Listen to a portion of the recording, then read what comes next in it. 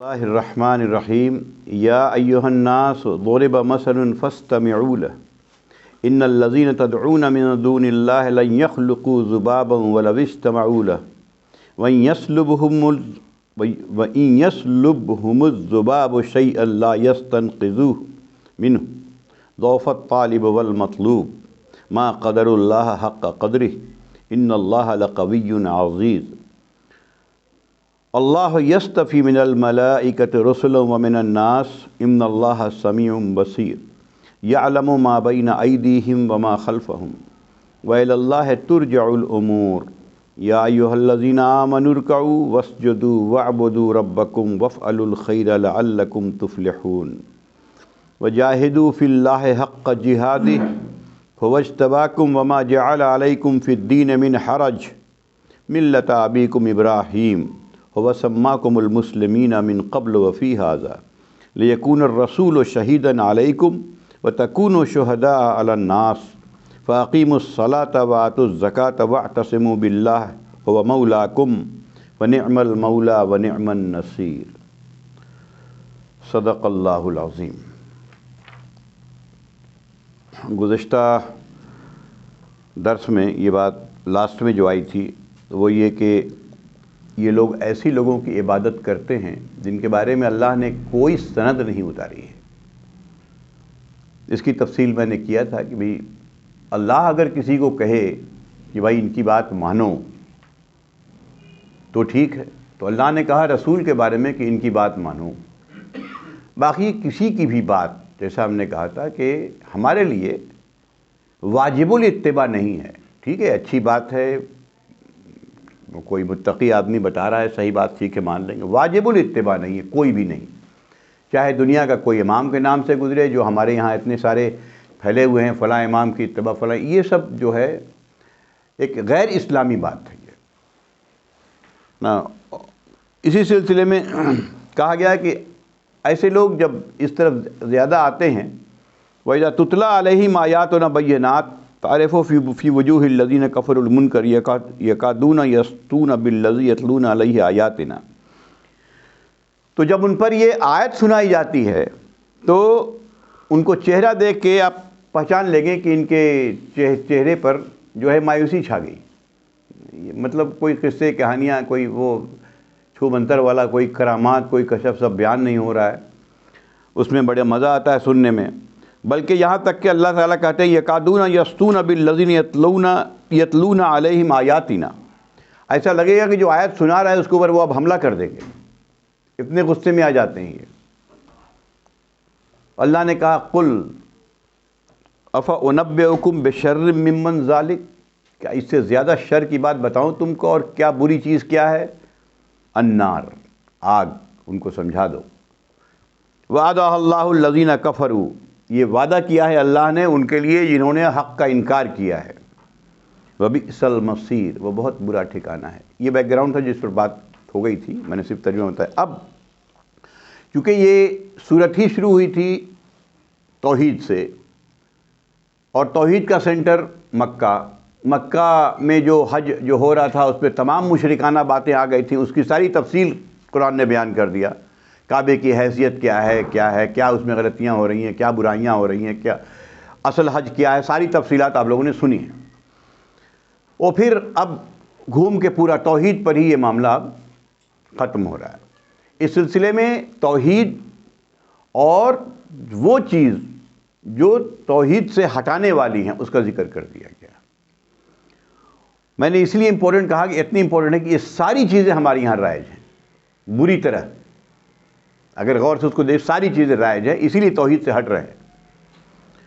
اب پہلے اللہ نے ایک مثال دیا سمجھانے کے لیے، یا ایھا الناس، اے لوگو، اے انسانوں، ضرب مثل فاستمعوا لہ، ایک مثال دی جاتی ہے، اسے غور سے سنو۔ ان الذین تدعون من دون اللہ، اللہ کو چھوڑ کے یہ جن لوگوں کو پکارتے ہیں، لن یخلقوا ذبابا ولو اجتمعوا لہ، چاہے یہ سب ان کے یہ بناوٹی خدا مل جائیں تب بھی یہ ایک مکھی پیدا نہیں کر سکتے۔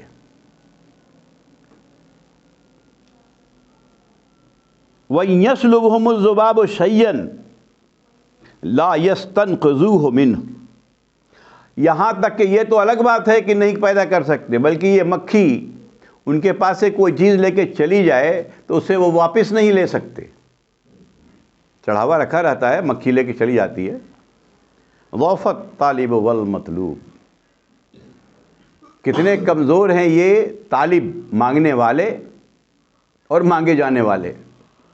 مانگنے والا تو خود ہی جب مانگنے کے لیے ہاتھ پھیلا دیا تو کمزور ہے ہی ہے، لیکن جس سے مانگا جا رہا ہے وہ بھی کمزور ہے۔ ہم طالب ہیں لیکن ہم اس سے مانگتے ہیں جس کی قدرت ہر چیز پر ہے، اس کے ہم سب محتاج ہیں، اس کے آگے ہم سب ہاتھ محتاج ہیں، فقیر ہیں، جو کہہ لیں اس کے آگے۔ باقی اللہ کے علاوہ کسی اور کے سامنے ہاتھ پھیلانا یہ بہت بڑی ذلت ہے انسان کے لیے۔ تو اللہ نے کیا ذرا دیکھ لوں، پوائنٹ چھوٹنا نہیں چاہیے۔ تو اس سلسلے میں بہت سی روایتیں آئی ہیں۔ مسند احمد کی ایک روایت آ رہی ہے، نبی کریم صلی اللہ علیہ وسلم نے کہا کہ یہی اس میں یہ حدیث قدسی آ رہی ہے۔ حدیث قدسی اس حدیث کو کہتے ہیں جس میں اللہ تعالیٰ کہتا ہے اپنے نبی کو کہ میری بات ہے، آپ اپنے الفاظ میں کہہ دیجئے۔ تو اللہ کہتا ہے کہ یہ جو ہے یہ یہی بات بتائے کہ ایک مکھی پیدا نہیں کر سکتے، بلکہ ایک بیج پیدا نہیں کر سکتے۔ جو نباتات کا جو بیج ہے، اب وہ بیج پر کوئی غور کرے، اس کی تفصیلات بہت ہے۔ ایک چھوٹا سا بیج ہوتا ہے پیپل کا پیڑ کا، بہت دانے کی طرح، اور اس کے اندر وہ کیا کیا پروگرامڈ ہے کہ ساری چیزیں ویسے ہو جاتی ہیں، پیدا کر کے دکھا دے کوئی دنیا میں۔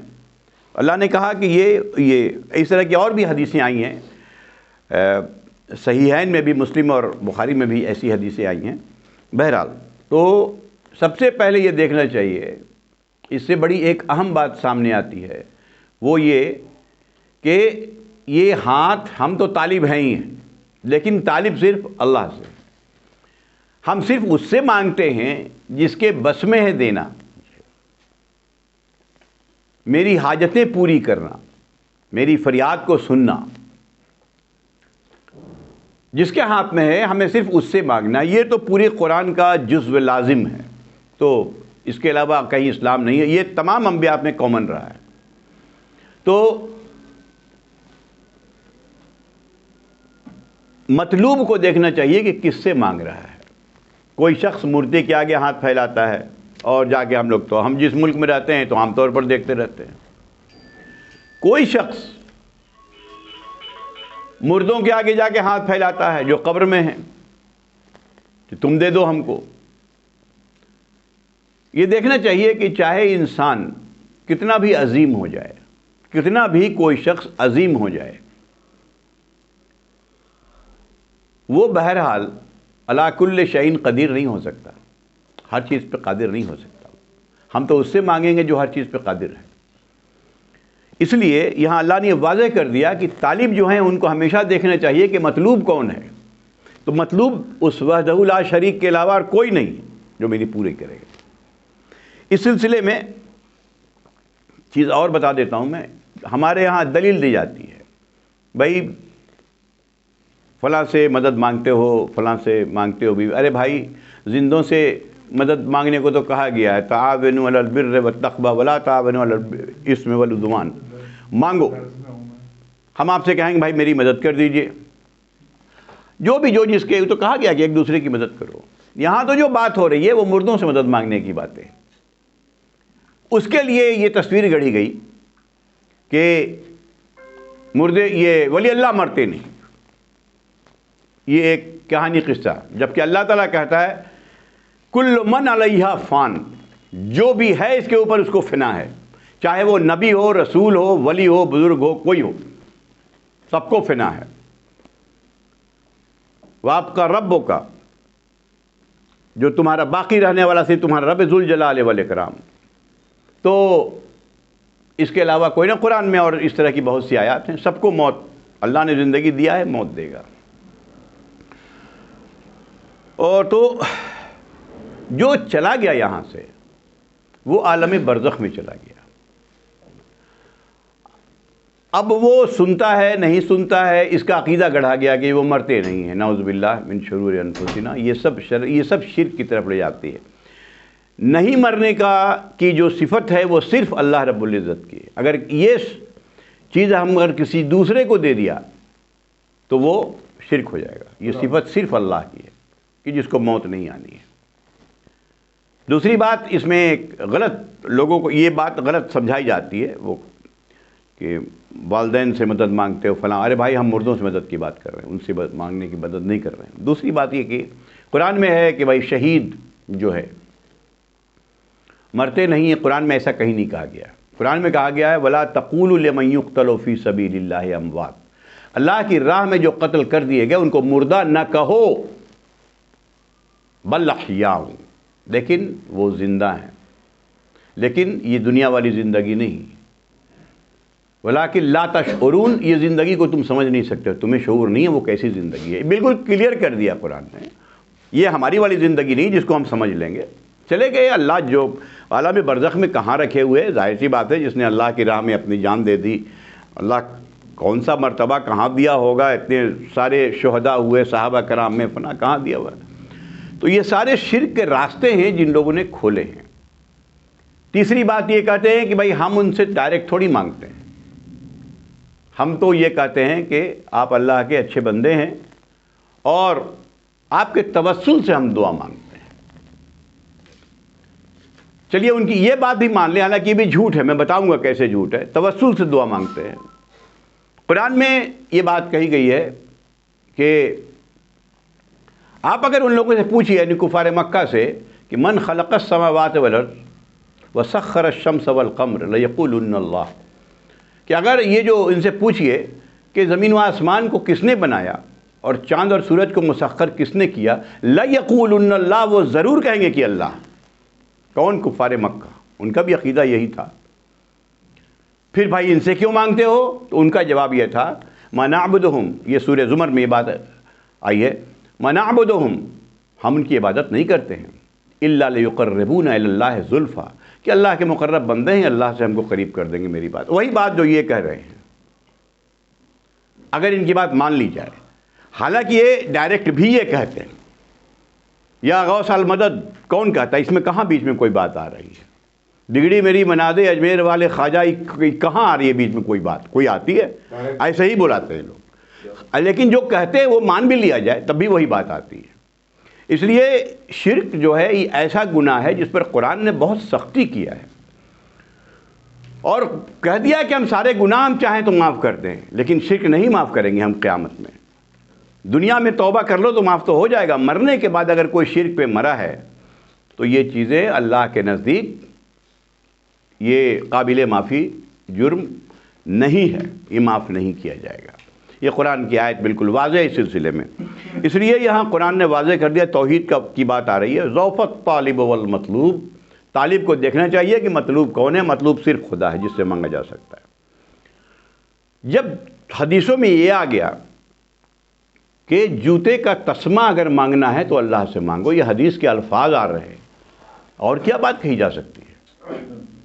اپنے رب سے مانگو کہ اللہ تو دینے والا ہے، ارے ہم تو تو نے مجھے بنایا ہے دنیا میں، چونکہ یہ مسبب الاسباب ہے، یہ سبب کی دنیا ہے، اللہ مسبب ہے، سبب پیدا کرتا ہے، ہم کو اس کے ذریعہ دیتا تو وہی ہے۔ بیج ہم لگاتے ہیں، اس میں پانی دے کے سیراب کرتے ہیں، درخت کون نکالتا ہے؟ ہم نکالتے ہیں۔ افرأیتم ما تحرثون، کیا تم نے کبھی غور کیا جس پر جو تم بیج لگاتے ہو؟ انتم تزرعون ام نحن الزارعون، تم اس سے پیدا کرتے ہو کہ ہم پیدا کرتے ہیں؟ اللہ تعالیٰ نے بہت جگہ یہ بات کی ہے، کون کر سکتا ہے؟ تو ہم تو صرف ذریعہ ہے کہ جو فزیکل لاز جو بنائے ہیں اللہ نے، ہم اس کو فالو کر کے اور اپنا اللہ سے دعا کریں کہ اللہ کر دے۔ ایک مریض ہلکی سی بیماری میں مر جاتا ہے، ڈاکٹر کی دوا کام نہیں کرتی ہے، ایک بالکل ڈاکٹر کہتا ہے بچے گا نہیں، بچ کے چلا آتا ہے، یہ اللہ جانتا ہے کون کب جائے گا، سب اس کا معاملہ ہے۔ اس لیے ہمیشہ اس پر بہت سخت رہنا چاہیے، بہت سختی، اس میں کسی طریقے کا کوئی کمپرومائز اسلام نے نہیں سکھایا ہے، چاہے کوئی گردن کٹ جائے کسی کی، چاہے کسی کے گھر میں آگ لگ جائے، یہ کوئی کمپرومائز کی بات نہیں ہے۔ اب اس کے بعد اللہ تعالیٰ کہتا ہے دیکھو دونوں کمزور ہیں، ضعف الطالب والمطلوب. ما قدر اللہ حق قدری، اللہ کی جیسے قدر کرنا چاہیے تھا انسانوں نے نہیں کیا. اللہ کی قدر تو یہی ہے کہ ہر وقت جھکے رہیں، ہر وقت اسی سے مانگیں. اس کو چھوڑ کے کسی کی طرف جانا یہ تو بہت بڑی ناقدری ہے اللہ کی. مطلب کیا ہم اللہ سے یہ سمجھتے ہیں کہ اللہ ہمیں نہیں دے گا؟ اور یہ جانیے کہ میرے مانگنے کے بعد بھی اگر نہیں دیا تو یہ واضح رہے کہ ہم جانتے ہیں، ہم سوچ رہے ہیں کہ میرے لیے فائدہ مند ہے، لیکن اللہ سمجھ رہا ہے کہ نہیں، ابھی تم نے دینا ٹھیک نہیں ہے. ہم دیں گے، بدلہ تو دیں گے ہی اس کا، یہاں نہیں دیں گے آخرت میں دیں گے، لیکن دیں گے ضرور دے گا بندے نے اگر اللہ سے مانگ لیا ہے. اللہ نے کہا کہ مجھے شرم آتی ہے کہ بندہ مجھ سے مانگے اور میں اس کو خالی ہاتھ لوٹا دوں. یہ حدیث کے الفاظ میں بتا رہا ہوں، یہ ساری حدیثیں ہیں پوری. اور تو اس لیے اللہ نے کہا ما قدر اللہ حق قدری، قدر ہی نہیں کیا. ارے ایک ایک سانس انسان گنے جو اندر جا رہا ہے اور اندر میں جو اس کی فنکشننگ ہے، اگر یہ رک جائے تو ہم تو گئے کام سے. تو زندگی میں کتنے سانس لیتے ہیں، تو ہر لمحہ اس کی قدر کرنی چاہیے کہ اس کا شکر گزار ہونا چاہیے. اللہ وہی کہہ رہا ما قدر اللہ حق قدری، قدر نہیں کیا جیسا قدر کرنا چاہیے تھا. ارے ان اللہ لقوی عزیز، اللہ تو بہت قوی ہے، بہت زبردست ہے. جو مانگو وہ عطا کرے گا، وہ دینے والا ہے. اس کے بعد دوسری بات اب یہ آ رہی ہے کہ جو انسان کو شرک میں مبتلا یا گناہ میں مبتلا کرتی ہے، شرک کی تو بات آ گئی، عام گناہ میں، بڑے گناہوں میں. ان اللہ اصطفی من الملائکۃ رسلا ومن الناس ان اللہ سمیع بصیر. یہ اللہ ہے جو ملائکہ میں سے اور انسانوں میں سے چن لیتا ہے اپنا پیغام پہنچانے کے لیے. ملائکہ لے کے آتے ہیں، رسولوں میں سے، انسانوں میں سے اللہ کسی کو چن لیتا ہے.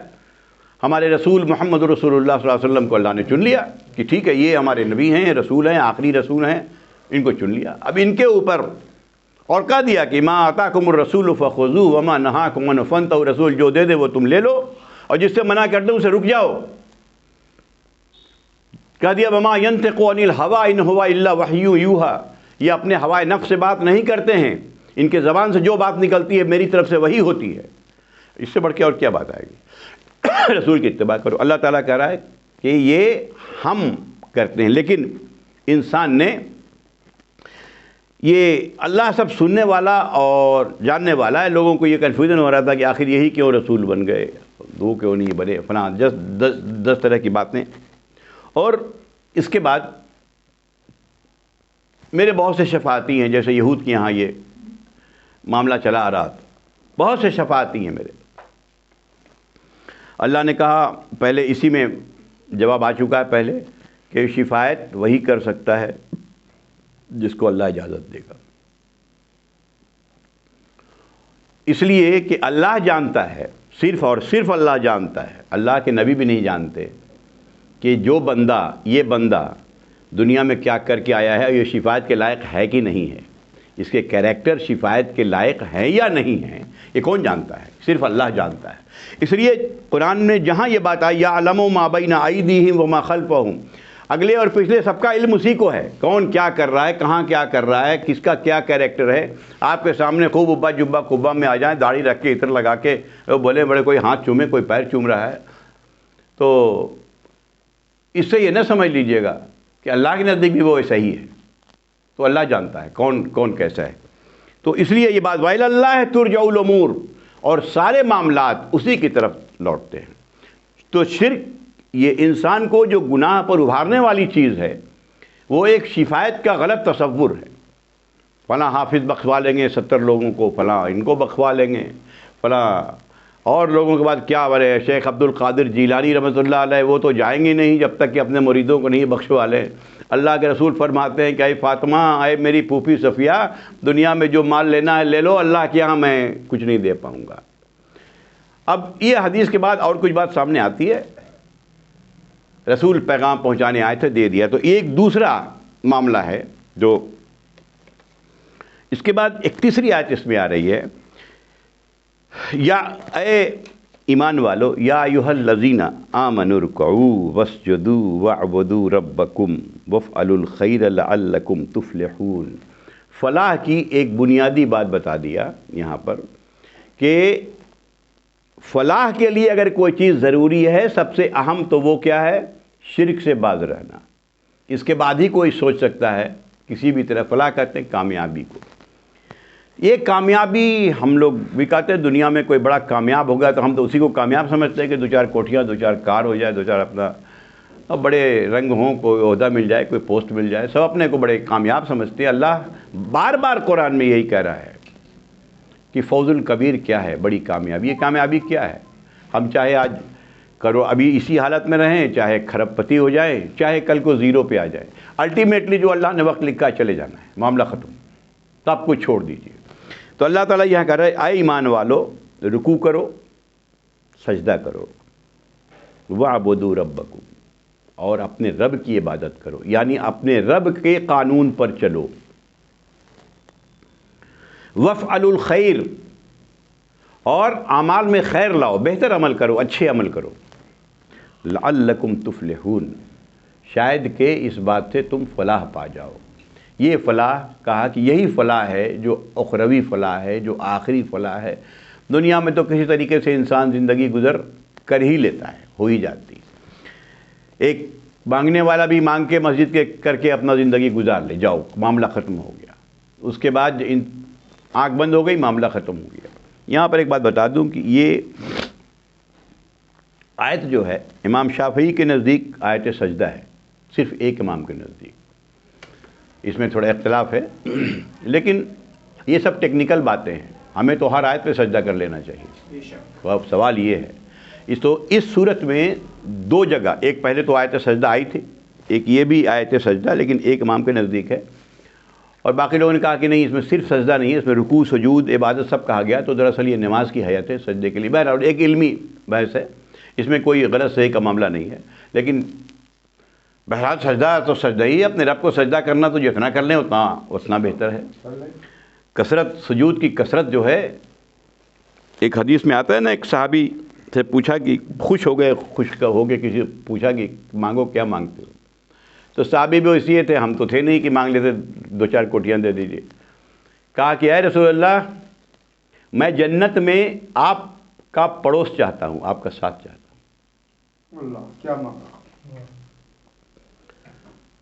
اب اللہ کے رسول خاموش ہوئے, پھر کہا کہ کچھ اور چیز مانگ لو. کہا کہ نہیں ہے اللہ کے رسول, مجھے بس وہی چاہیے. اس لیے کہ وہ ان کے دل میں ایمان اترا تھا, وہ کامیابی سمجھتے تھے. کیا ہے کامیابی؟ تو یہ سجدے پر بات آئی تو یہ حدیث آ گئی, تو انہوں نے کہا کہ اعنی بکثرت السجود, تو پھر سجدے کی کثرت سے میری مدد کرو. اتنا آسان, مطلب رسول کے پڑوس میں آ جانا بہت بڑی بات ہے, رسول سب سے اونچے مقام پہ ہوں گے, تو پھر سجدے کی کثرت سے میری مدد کرو. یہ ہے سجدہ. تو اس لیے کریں, یہ تو ایک ٹیکنیکل بات ہے کہ یہاں پر کرے تو ہر آیت ایسی اللہ کا حکم ہے, اس کے آگے سب سر بسجود ہے. اب یہاں سے دیکھیے ہمیں حکم دے رہا ہے جو ہماری غلطیاں ہیں, وَجَاهِدُوا فِي اللَّهِ حَقَّ جِهَادِهِ, اللہ کی راہ میں ایسے جہاد کرو جیسا جہاد کرنے کا حق ہے. یاد رکھیے گا کہ جہاد کا جو معنی ہمارے یہاں پھیلا ہوا, وہ معنی یا جو پھیلایا جا رہا ہے RSS ہمارے سیفرن بریگیڈ کی طرف سے, وہ ایشو نہیں ہے. جہاد کہتے ہیں کوشش کرنے کو, اسٹرگل کرنے کو. تو اللہ کی راہ میں اللہ کے دین کے لیے اسٹرگل کرو. اللہ کے دین پر چلنے کے لیے خود اپنے سے اندر اسٹرگل کرنا ہوگا. سب سے بڑا جہاد کہا گیا ہے حدیث میں, اللہ نے فرمایا کہ تمہارے نفس امارہ جو اندر بیٹھا ہوا شیطان ہے, سب سے بڑا جہاد ہے. 13 سال صحابہ کرام نے یہی جہاد کیا مکے میں. اس کے بعد یہ سب جہاد تو بہت آسان ہے, وہ جہاد بہت کنڈیشنل ہے, جس کو لڑائی کہتے ہیں, قتال کہتے ہیں, اس کو قرآن نے قتال کا لفظ دیا ہے. تو قتال جہاد کا ایک حصہ ہے, ورنہ ہم تو ہر وقت جہاد کر رہے ہیں. کوئی دین پھیلانے کے لیے کام کر رہا ہے, وہ بھی جہاد کر رہا ہے. کوئی روزی حلال روزی کمانے کے لیے کر رہا ہے, وہ بھی جہاد کر رہا ہے. یہاں جہاد فی سبیل اللہ, اللہ کی راہ میں. تو اللہ کی راہ میں جہاد کرنے کا مطلب یہ ہوا کہ اللہ کی دین کی سربلندی کے لیے کوئی بھی جو کام کر رہا ہے, کوئی کتاب لکھ رہا ہے, کوئی مضامین لکھ رہا ہے, کوئی لوگوں کو جا کے بتا رہا ہے, کوئی درس قرآن دے رہا ہے, کوئی فلاں کر رہا ہے, جو بھی کرے جہاں, اگر وہ اللہ کے دین کی سربلندی کے لیے ہے تو وہ جہاد ہے. تو اللہ نے کہا کہ دیکھو جیسا جہاد کرنے کا حق ہے ویسا جہاد کرو. یعنی کیسا ہے کہ ہر وقت ہم اللہ کے قانون کی پابندی کریں. ذاتی طور پر تو اپنا جہاد ہے مین. ہمیں کہا گیا قو انفسکم و اہلیکم نارا، بچاؤ اپنے آپ کو، اپنے بال بچوں کو جہنم کی آگ سے. سب سے پہلا کام یہ جہاد ہے. اس کے بعد اپنے لوگ، اپنے سماج، اپنے معاشرے، اپنے لوگ، ان لوگوں کی طرف. لیکن نبی کریم صلی اللہ علیہ وسلم کو بھی پہلے ان کی تعلیم ہوئی، پھر حکم آیا کہ وَأَنذِرْ عَشِيرَتَكَ الْأَقْرَبِينَ. اب نبی اب تم ڈراؤ اپنے قریبی رشتہ داروں کو.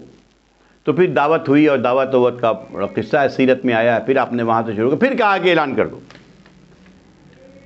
تو یہی طریقہ ہے بھائی. جب میں آپ کو کہوں بھائی نماز پڑھیے، یہ اللہ کا، میں جاؤں ہی نہیں، میں پڑھوں ہی نہیں، تو پھر میری بات کا کوئی اثر تھوڑی ہوگا، اور نہ اس کا الٹا گناہ ہو. تو وجاہدوا فی اللہ حق جہادی هو اجتباکم، اس نے تمہیں چن لیا ہے. تو کس کو چن لیا؟ اس میں اولین مراد تو صحابہ کرام ہیں. اس آیت سے صحابہ کرام کی بزرگی اور صحابہ کرام کے فضائل بھی ثابت ہوتے ہیں. چن لیا ہے. اس سلسلے میں ایک دو بات اور میں بتا دوں کہ صحابہ کرام رسول نہیں تھے جو معصوم ہوں، عام انسان تھے.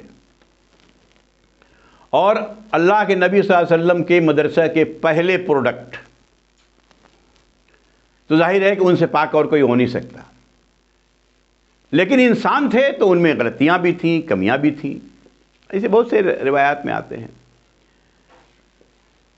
اس کو اس حیثیت سے لے لیجئے کہ دنیا میں اگر کوئی بھی گروپ جس کے اندر سب میکسیمم اچھائیاں ہوں اور منیمم برائیاں ہوں تو وہ صحابہ کرام کا گروپ تھا. ایسے کر لیجیے. وہ انسان تھے، تو ان کی غلطیوں پر اس کو ہمارے کتابوں میں اسلامی لٹریچر مشاجرات صحابہ کے نام سے یہ بات آئی ہے کہ ٹھیک ہے ہوئی. ہمارا کام نہیں ہے کہ نعوذ باللہ ان کی کسی باتوں پر اس طرح کی پکڑ کریں. منع کیا گیا ہے کہ یہ سب نہ کیا جائے. اور صحابہ کرام جو ہیں ان کی تعریف قرآن نے کیا ہے، اللہ کے رسول نے. کہ ہاں کبھی کوئی علمی حیثیت سے بیان کرنا ہو ایک الگ بات ہے، لیکن صحابہ کرام کی برائی کرنا، ان کو برا بھلا کہنا، جس طریقے سے ہمارا ایک گروپ کہتا ہے اہل تشیع حضرات، تو یہ سب چیزیں بہت بری باتیں ہیں جو نہیں کہنا چاہیے. وہ بھی تاریخ کی بنیاد پر. بھائی تاریخ میں ہی تو لکھا ہے، قرآن میں تو لکھا نہیں ہے یہ باتیں. اور تاریخ کی حیثیت یہ ہے، میں بتا دوں علمی طور سے، کہ جن لوگوں سے اسلامی تاریخ آئی ہے اس کے مور دین 80% لوگوں کو حدیث کے لیے محدثین نے ریجیکٹ کر دیا ہے کہ جھوٹا ہے یہ سب.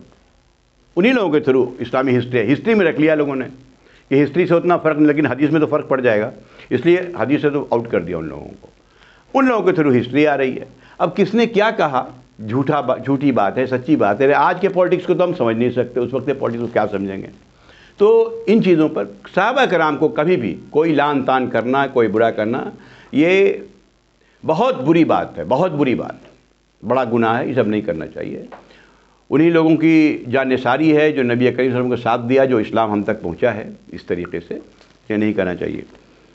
تو هو اجتباکم، چن لیا ہے.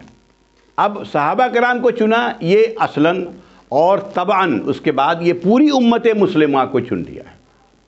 کس لیے؟ قرآن میں کہا دیا ہے کہ کنتم خیر امت اخرجت للناس، تم خیر امت ہو. لوگوں نے گڈ پیپل کہہ دیا، لیکن یہ ترجمہ you are the model people on the earth. Model جس کو لوگ فالو کریں گے، اس کا ترجمہ ایسے سمجھیے. اور یہ ہمیں کیا کہا گیا ہے کہ میرا کام ہے کنتم خیر امت اخرجت للناس تأمرون بالمعروف وتنہون عن المنکر. تم اچھی باتوں کا حکم دیتے ہو اور بری باتوں سے روکتے ہو. یہ میرا وظیفہ ہے. وظیفہ ڈیوٹی کو کہتے ہیں عربی میں. ڈیوٹی ہے ہر مسلمان کی. یہ ڈیوٹی دو طرح کی ہے. ایک تو انڈیویجولی ہم جہاں بھی ہیں، آفس میں ہیں، بزنس میں ہیں، گھر پہ ہیں، فلاں ہیں، یہ ہم پھیلاتے رہیں. دوسرا ایک ایکسکلوسیو گروپ ہونا چاہیے، جماعت جو یہ کام کرے. قرآن میں ہے وَلْتَكُمْ مِنْكُمْ أُمَّةٌ يَدْعُونَ إِلَى الْخَيْرِ. تم ایک جماعت ایسی ڈیڈیکیٹڈ ہونا چاہیے جو اس کا پرپس ہی یہی ہو، اس کام میں لگی رہے، اللہ کے دین کو پھیلائے. ابھی قرآن ہے. اب اللہ نے قرآن میں کہا ہے کہ ہم نے نبی کو نہیں بھیجا الا بلسان قوم ہی، ان کی قوم کی زبان میں. اب قرآن ہے تو ہم کو اس کو پھیلانے کے لیے ان کی قوم کی زبان میں ٹرانسلیٹ کیجئے، بھیجیے، جتنا کیجئے، اسلام کی پبلسٹی کیجئے، یہ کہا ہے۔ تو یہ دو طرح کی بات ہے، یہ ہماری مسلمان کی ذمہ داری ہے، یہ کیا جائے۔ هو اجتباکم، تیسری بات سنیے، وما جعل علیہ فی الدین من حرج، یہ بھی بڑی اہم بات ہے۔ اس نے دین میں تمہارے لیے کوئی تنگی نہیں رکھی ہے، آسانی رکھی ہے۔ دین میں تنگی نہیں رکھی ہے، دین تو بالکل آسان ہے۔ ایک اللہ پر ایمان لاؤ، رسول کی اتباع کرو، آخرت کی فکر کرو۔ دنیا میں جتنا اللہ نے دیا ہے خوش رہو اور اللہ کے یہاں چلے جاؤ۔ جس کو حرام کیا ہے حرام سے بچو، فرائض ادا کرو، باقی کمیاں دھمیاں تو ہوتی رہتی ہیں، اللہ سے مغفرت چاہتے رہو، اللہ معاف کر دے گا۔ یہ سیدھا سمپل دین ہے۔ لیکن اللہ نے قرآن میں سورہ اعراف میں اب بلکہ وہ سنا بھی دیتا ہوں، بہت کام کی چیز ہے یہ، چونکہ اس پر میں ذرا تفصیل کروں گا۔ اور سورہ اعراف کا 157 نمبر ہے آیت، اس میں اللہ نے اور اس کی تفصیل جو ہے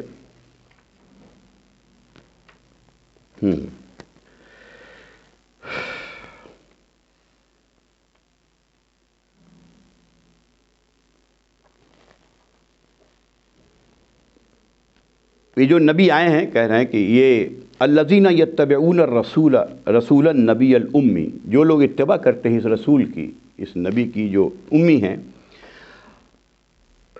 الذی یجدونہ مکتوبا عندہم فی التوراۃ والانجیل، یہ یہود اور نصارہ کے بارے میں بات ہو رہی ہے کہ وہ نبی کی بات کو اپنے تورات میں اور انجیل میں لکھا ہوا پاتے ہیں۔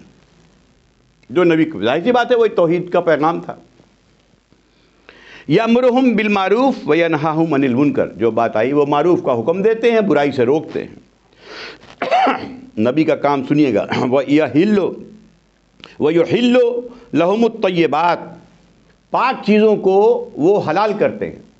طیبات پاک چیزوں سے مراد ہر وہ چیز جو ہمارے جسمانی، ذہنی، دماغی صحت کے لیے نفع بخش ہے، اس کو طیبات کہتے ہیں۔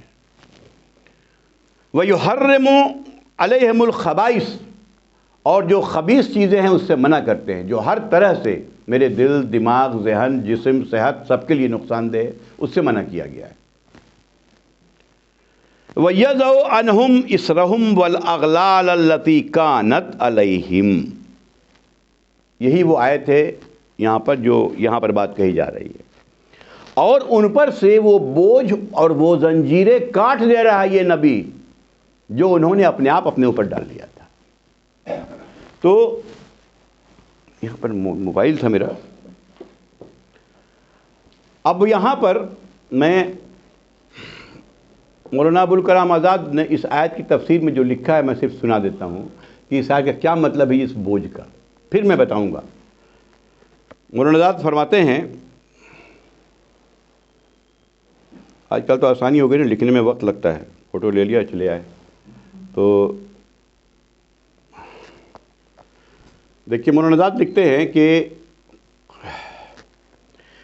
قرآن نے یہ واضح کر دیا کہ مذہبی احکام کی بیجا سختیاں، یہی ہے وہ بوجھ جو لوگوں نے اپنے اوپر ڈالی ہیں۔ مذہبی زندگی کی ناقابل عمل پابندیاں، ناقابل فہم عقیدوں کا بوجھ، وہم پرستیوں کا انبار، علماء اور فقیہوں کی تقلید کی بیڑیاں، پیشواؤں کے تعبد کی زنجیریں، یہ وہ رکاوٹیں تھیں جنہوں نے یہودیوں اور عیسائیوں کے دل و دماغ کو مقید کر کے رکھ دیا تھا۔ بغیر پیغمبر اسلام کی دعوت نے ان سب سے نجات دے دیا ان کو۔ اس نے سچائی کی ایسی راہ دکھا دی جس میں عقل کے لیے کوئی بوجھ نہیں اور عمل کے لیے کوئی سختی نہیں۔ اس کے بعد ایک جملہ اور لکھتے ہیں، اس جملے کی تفصیل میں کروں گا، لیکن افسوس جن پھندوں سے قرآن نے اہل کتاب کو نجات دی تھی، مسلمانوں نے پھر وہی پھندے اپنے گلے میں ڈال لیے۔ ٹھیک ہے، یہ مولانا لکھ رہے ہیں چھوڑ دیجیے اس کو، یہیں پر ابھی اور بھی ہے تھوڑا. تو اللہ تعالیٰ کہہ رہا ہے کہ یہ قرآن میں یہ آزاد یہ ہے کہ دین آسان ہے. یہ جتنی طرح کی بیڑیاں ہوتی ہیں یہ عام طور پر یہود میں بھی ان کے مولویوں نے ڈالا تھا، فریسیوں کہتے تھے، فریسیوں نے ڈالا تھا، یہ نہ کرو وہ نہ کرو ایسا نہ کرو، جبکہ ان کی کتابوں میں اس کا کوئی حکم نہیں تھا. ایسی بیڑی تھی جس میں جکڑ دیا گیا. آج کے دور میں دیکھیے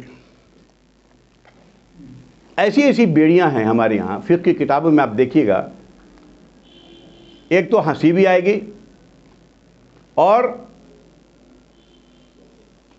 کسی نے بڑا صحیح کہا ہے اپنے یوٹیوب پہ کہ یہ انگریز جو ہے نا اگر عربی جان لیتے اور اردو تو پتہ نہیں ایسی لعنت کرتے ان لوگوں کی باتوں پر جو باتیں لکھ دی ہے. ایک عورت کو ابھی آدھی ولادت ہوئی ہے اور پوری نہیں ابھی ہوئی ہے، ابھی جس اس پیریڈ میں ہے، پھر بھی نماز اس کو پڑھنا لازم ہے. غور کیجئے، یہ فقہ کی کتابوں میں لکھا ہوا ہے. یہ بیڑیاں ہمارے اندر ہی ہیں. اس کے بعد قرآن کی تعظیم ایسی کر دی گئی کہ آپ بیٹھے ہیں تو آگے بیٹھے، ہم پیچھے قرآن نہیں پڑھ سکتے، جس کا نہ قرآن میں کوئی وجود ہے نہ حدیث میں کوئی وجود ہے. اور یہ صرف انڈو پاک سب کنٹیننٹ میں یہ بھی بات. پیچھا پڑے گا، کیا پیچھا پڑنا ہوتا ہے ہم سمجھ نہیں آتا. پیچھا تو وہ ہے کہ قرآن نے تم کو پیچھے ڈال کے تم نے چھوڑ دیا ہے، پیچھا تو وہ ہے قرآن کا. تو یہ ہمارے یہاں کی بیڑیاں ہیں جو میں بتا رہا ہوں. اللہ کے نبی صلی اللہ علیہ وسلم نے یہ سب آسانیاں پیدا کی. آپ سفر میں ہیں، 2 نمازوں کو جمع کر لیں، ظہر اور عصر کو، ظہر یا عصر کے وقت ایز پر یور کنوینئنس، عشاء اور مغرب کے وقت ایز پر یور کنوینئنس. ہمارے یہاں اس کو حرام قرار دے دیا کہ نہیں وہ جائز نہیں، ختم ہوگی وہ معاملہ، جبکہ تمام بہت سے علماء کہتے ہیں اس کو، لیکن نہیں. اب اسی طریقے سے ہم نے دیکھا ہے موزے پر مسح کا معاملہ ہے. حدیث میں دونوں الفاظ آئے ہیں، یہ چمڑے کا موزہ چاہے یہ موزہ. ہمارے اس کو ریسٹرکٹ کیا گیا کہ چمڑے کا موزے پر ہی مسح کر سکتے ہو. اب نتیجہ یہ ہوتا ہے کہ اب آج کل دیکھیے خود ہم ذاتی طور پر جب آفس جاتے تھے وضو کر کے گھر سے موزہ پہن کے نکل گئے. آج کل بیسن میں جاتے ہیں، وہاں پیر دھونا مشکل کام ہوتا ہے، اپنا وضو کیا اس کو مسح کے نماز پڑھ لیا. آسانیاں اللہ نے فراہم کیا ہیں، روک دیا. یہ سب بیڑیاں ہیں، اس اور اغلال ہے. اللہ نے کہا دین میں تمہارے لیے ہم نے تنگی نہیں رکھی. پھر حج کے معاملے میں آپ دیکھیے گا، ہم نے تو 5-7 ایسی نوٹ کر لیا ہے. حج کے معاملے میں ایسی دعائیں ایجاد کی گئی ہیں کہ اس کو یاد کرتے کرتے ایک بیچارے حاجی کی بری حالت ہوتی ہے. پہلے طواف میں یہ پڑھو، دوسری طواف میں یہ پڑھو، تیسرے، کہیں قرآن و حدیث میں نام نہیں ہے. کہا گیا کہ کوئی بھی تسبیح کرتے رہو، ذکر کرتے رہو، کوئی اللہ اکبر کہتے رہے، کوئی لا الہ الا اللہ کہتے رہے، کوئی قرآن پڑھتا رہے، کوئی درود پڑھتا رہے، کوئی دعا کرتا رہے، سب ٹھیک ہے. نہیں، وہ سوائے 2-3 جگہ کے جو سب کو یاد ہوتی ہے، ربنا آتنا والی دعا ہے، ان الصفا والمروہ، وہاں پر 2-3 جگہ کے کوئی نہیں ہے. لیکن ایسا اس کو بنا دیا گیا کہ اب وہ پڑھ بھی نہیں پاتا ہے. اچھا، اس کے اتنے برے اثرات ہوتے ہیں. اب کیا ہوتا ہے جب نہیں پڑھتا ہے، ایک اس میں یاد کر لیتا، پورا گروپ لے کے چلتا ہے. اب طواف میں وہ زور سے پڑھ رہا ہے، یہ سب ایک ساتھ ہلہ کر رہا ہے. اب طواف میں جو دوسرا ذکر کر رہا ہے اس کو ڈسٹرب ہوتا ہے.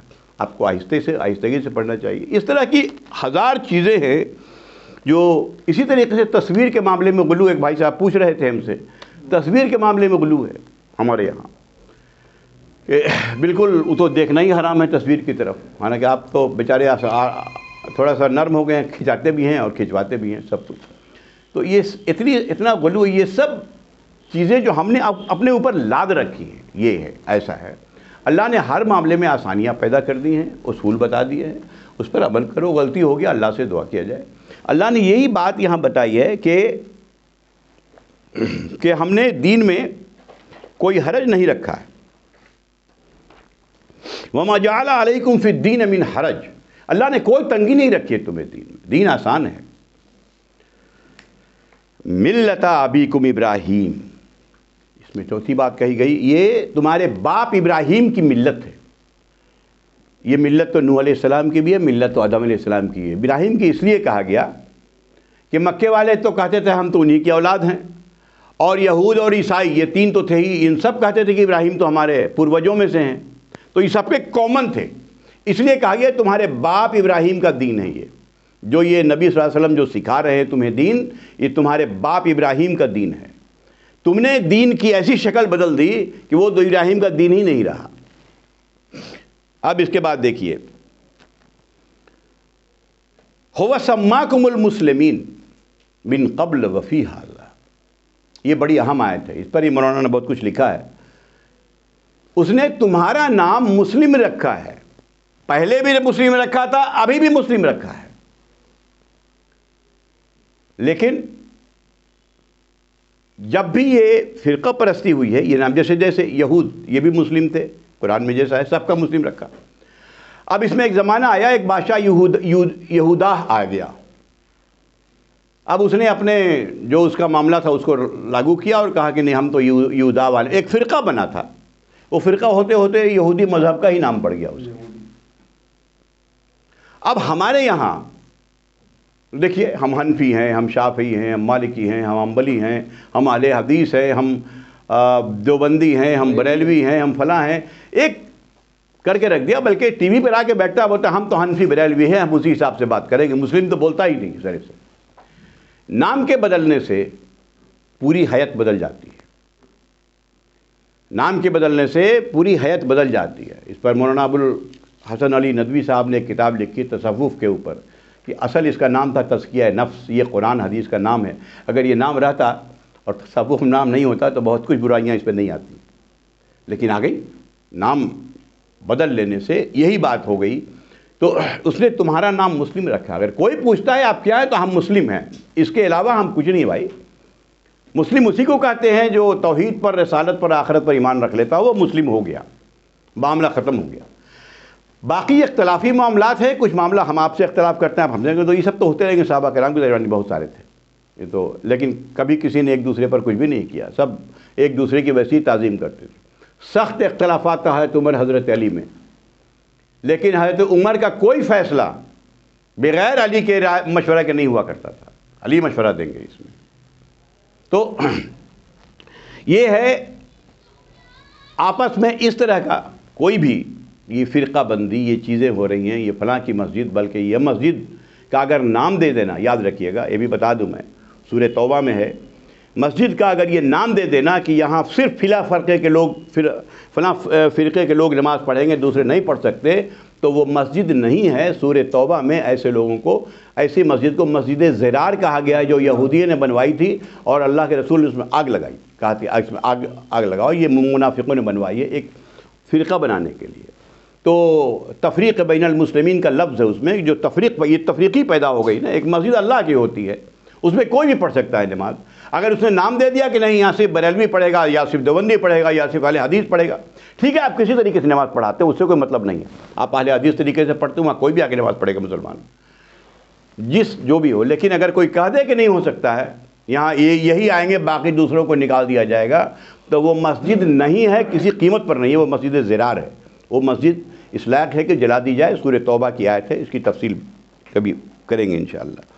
یہ ہوا سماکم المسلمین، تو اس نے تمہارا نام مسلم رکھا ہے، من قبل وفی ھذا، پہلے بھی اور ابھی اس ملت میں بھی۔ اس کے بعد لیکون الرسول شہیدا علیکم، تاکہ رسول تم پر گواہی دے، گواہی یہ دے گا، رسول گواہی دے گئے کہ ہم نے پیغام پہنچا دیا۔ آخری خطبہ میں آپ لوگوں نے پڑھا ہوگا کہ پوچھ لیا کہ ہم نے پیغام پہنچا دیا، سب نے کہا کہ ہاں پہنچا دیا، کہا اللہم اشہد، اللہ تو گواہ رہنا، 3 بار کہا سب لوگوں نے، یہ شہادت تو ہو گئی۔ قیامت کے دن اللہ شہادت دے دے گا کہ ہم نے پہنچا دیا، یہ اللہ کے رسول صلی اللہ علیہ وسلم شہادت دے دیں گے۔ وَتَكُونُوا شُهَدَاءَ عَلَى النَّاسِ، اور تمہیں بحیثیت ایک ماڈل امت گواہی دینی ہے لوگوں پر دنیا کے کہ ہم نے دنیا کو پیغام پہنچا دیا۔ یہ ہے دعوت کا مطلب، اسلام کا جو پیغام ہے ہم نے دنیا کو پہنچا دیا۔ کنورشن ہمارے یہاں ہمارے لینگویج میں ہی نہیں ہے کبھی، ہمارا کام ہے پیغام پہنچا دینا، بس آپ کو آنا ہے، اچھی بات ہے، اللہ نے لا اکراہ فی الدین کر کے دین میں زبردستی نہیں ہے۔ اس کے بعد کیا کہا ہے؟ قد تبین الرشد من الغی، بھائی ہدایت جو ہے وہ گمراہی سے الگ ہو چکی ہے، تو آپ صرف بتا دو یہ ہدایت ہے، گمراہی معاملہ تمہارا آئے نہ آئے۔ نبی کریم صلی اللہ علیہ وسلم اگر کبھی کبھی مطلب اپنے محبت میں لوگوں کے کہ بھائی یہ آگ میں جلے گا، اگر تھوڑا سا زیادہ اپنی لیمٹ سے بڑھ جاتے تھے تو اللہ کا حکم ہوتا تھا کہ فذکر انما انت مذکر لست علیہم بمسیطر، نبی آپ نصیحت کیجیے، آپ صرف نصیحت کرنے والے ہیں، آپ ان کے اوپر کوئی پولیس یا وارڈن مقرر نہیں ہوئے ہیں، یہ قرآن نے واضح کر دیا۔ تو ہمارا کام ہے لوگوں تک پیغام پہنچا دینا کہ بھائی یہ ہے زندگی کا مقصد، آگے تمہاری مرضی ہے، کوئی مانے یا نہ مانے، مانے وہ میرا دینی بھائی ہے، نہیں مانے وہ میرا انسانی بھائی ہے، انسانی تعلقات قائم رہیں گے ان کے ساتھ۔ اس کے بعد ہمیں کہا دیا کہ فاقیموا الصلاۃ وآتوا الزکوٰۃ، لیکن بہرحال ان ساری چیزوں پر عمل کرنے کے لیے جو بنیادی چیز ہے وہ یہی ہے کہ نماز کو قائم کیے رہو اور زکوٰۃ دو۔ نماز اللہ کا حق اور زکوٰۃ بندوں کا حق، اس کی تفصیل کا موقع نہیں ہے۔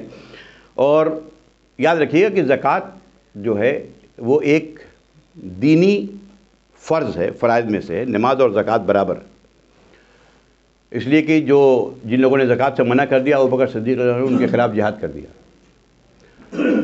لیکن صرف یہی نہیں ہے، جیسے ہمیں صرف فرض پڑھنے کا نہیں ہوتا، ہم سنت بھی پڑھتے ہیں، نفل بھی پڑھتے ہیں، ہے نا، تاکہ جو کمی ہو فرض کی قیامت کے دن اللہ نے کہا ہے، حدیث میں ہے کہ ہم اللہ تعالیٰ کہے گا کہ اس میں اتنی کمی ہے تو لاؤ اس کا کوئی نفل پڑھا ہے تو اس سے پورا کر دے۔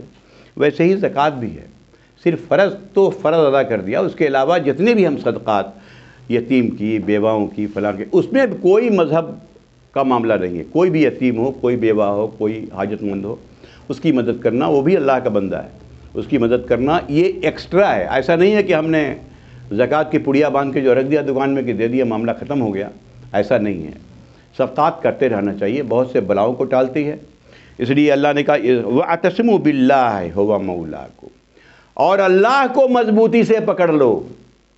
یاد رکھیے گا یہ وہ چیز ہے، اللہ کو مضبوطی سے پکڑنے کا مطلب اللہ نے جس چیز کو کہا اپنے رسول کو، اطیعوا اللہ واطیعوا الرسول، اللہ کے نبی صلی اللہ علیہ وسلم نے کیا کہا تھا آخر میں؟